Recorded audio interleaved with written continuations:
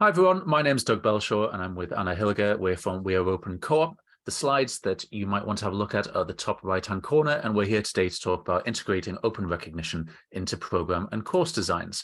So this is We Are Open Co-op, members Laura, John and myself, collaborators Brian, Anna, and not on here is Aaron. And most of the images in the slide deck are CC by ND if you'd like to use them yourself. So the structure of this is that I'm going to do this introduction. Anna's going to talk about her experiences as a student and then come back at the end. In the middle, I'm going to talk about open recognition and open badges. So over to Anna. Thank you, Doug.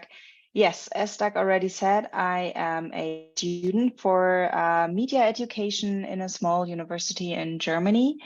And I took time during those studies to go abroad for 5 months. And I studied from January 2020 till May 2020 at the University of Lapland. And that was a very great experience. As you can see, it was also very cold. And yeah, it was like overall a very big thing in my life. And I took away a lot of things.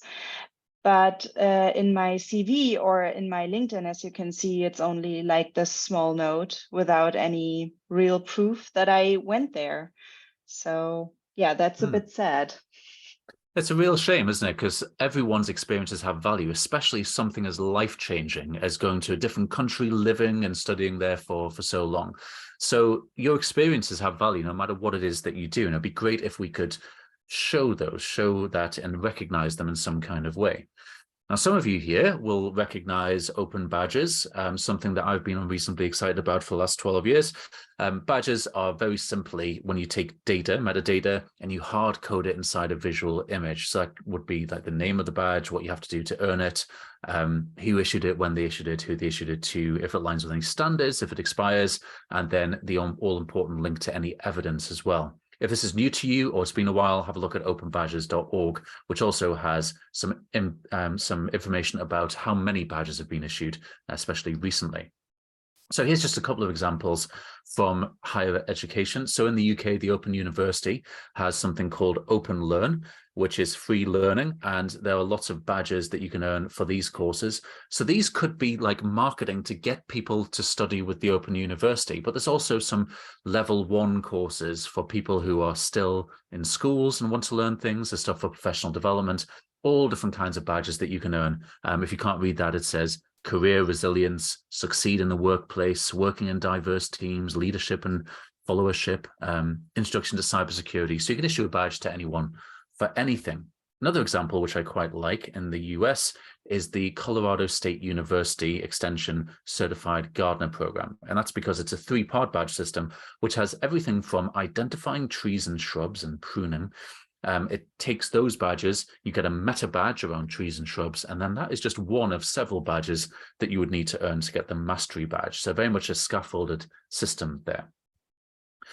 But lots of badges that are used in higher education tend to be on the side of what we would call cold hard credentialing. And what this means is when you get your degree or certificate or whatever it is, you've gone through a formal program that you didn't design yourself. It doesn't really pay any attention to you as an individual, and you kind of fit yourself into the system. Now, the other side of that is this warm, fuzzy recognition that we want to talk about. And we want to talk about how badges can be used for both. So every time that you earn a credential or give someone else a credential, there's also some recognition involved. In fact, it's impossible to do it without giving some recognition out. So we want to talk about that wider recognition piece rather than just the credential itself. And we're using this definition here, open recognition being the awareness and appreciation of talents, skills, and aspirations in ways that go beyond credentialing. So this includes recognizing the rights of individuals, communities, and territories to apply their own labels and definitions. And that might mean that frameworks could be emergent and/or implicit. You don't have to design the entire thing beforehand. So it's a bit like, you're lifting someone up and saying, like, this is fantastic, and giving them a credential. But actually, the important thing is the solidarity, the recognition from teammates, that kind of thing, the relationships between people. This is particularly important in communities of practice. So we've got a community of practice that we'll talk about in a moment called Keep Badges Weird. And this is all trying to get people to use more open recognition practices. And within a community of practice, there's a lot of recognition of one another that happens both formally and informally. And we can use badges for that too. Now, 9 years ago, Carla Casilli, my former teammate at Mozilla, was talking about on her blog the myth of the lightweight badge and saying that every badge that is issued has some kind of value. They layer on top of each other, they're contextual, they can interconnect with one another, and also the badges can change in value over time. Like, let's say that you were in the room when something was invented and you got a participation badge for that. Well, the value of that badge changes over time, just as memorabilia changes value over time. So I won't spend too long on this, but you can see that there's many different factors when it comes to the value of a credential or a badge or a bit of recognition. There's the value of the issuer, the value of what it means, what it's for, whether it's endorsed, whether it's part of a journey and where it is in that journey. But the thing that you can't really control is the viewer perception. They might really like or dislike the institution that's issuing it, or the individual, or the fact that you've issued a participation badge. You can't control all those things, but you can try and think about what kind of things you might want to show recognition for. Let's use a concrete example. When Anna started working with us as an intern, she's now a collaborator with us, we designed a whole program for her as an intern. And of course, because we love badges, we designed some badges for her. But when she came to start working with us, Anna was a lot more talented than we were expecting and also had different needs than we were expecting as well. So there's a term in German, which I won't be able to say, but it loosely translates to jumping over your own shadow. And Anna decided that this was a badge that she wanted to earn because she had to represent We Are Open Co-op, and also she wanted to share her ideas in a way that people would listen. So she wanted this shadow jumping badge. And in fact, we designed all different kinds of badges with Anna for her to earn around picking up the reins on client projects and planning and all different kinds of things that we have earned, that she's earned it now. And you can see these in her badge backpack, 13 badges from 2 issuers across her time with us so far. But there's other badges that she might want to earn on top of this, especially from her experiences elsewhere, that she can't put in her badge backpack at the moment. So let's talk about that, Anna. Yes, so if we imagine that I would have my own Finland badge backpack, I would like to put in there some badges around personal development, also cultural awareness because of the intercultural exchange during that Erasmus program, but also the knowledge, skills, and understanding because I attended courses at a different university with different teachers and different perspectives.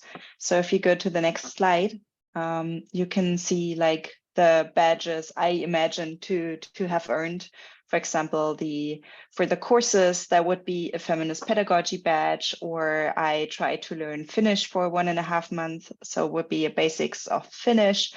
But then with the cultural awareness, I joined a friend program where I got matched with a Finnish person, and we did some things together, and she showed me loads of things that are typical Finnish. And for the personal development, there's also loads of things that happened in these 5 months. For example, I would totally have earned the Bear Grylls badge, which is where I learned like how to start fires in the wilderness, in the forest, and all these kind of things, and survive Finnish weather conditions in the winter time. So yeah, that would be a full backpack with like all these things that I experienced there. Yes. Yes. I love the cheese and coffee badge. That's fantastic. And lots of these are things which a university wouldn't necessarily even think to recognize. But the recognition of these is really important when Anna either wants to talk about them in a job situation or just, have been recognized for those skills.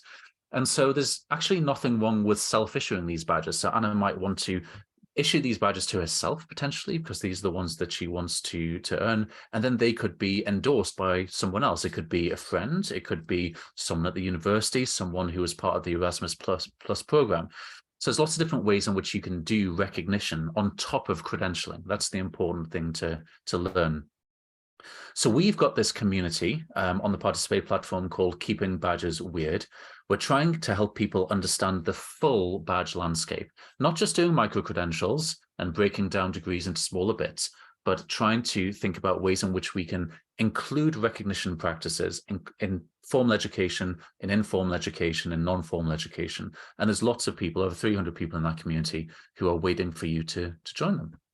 So have a look at badges.community. You can also check out Badge Wiki while you're there. And we're looking forward for you to join, earn your first badge, and then earn other badges for learning more about recognition.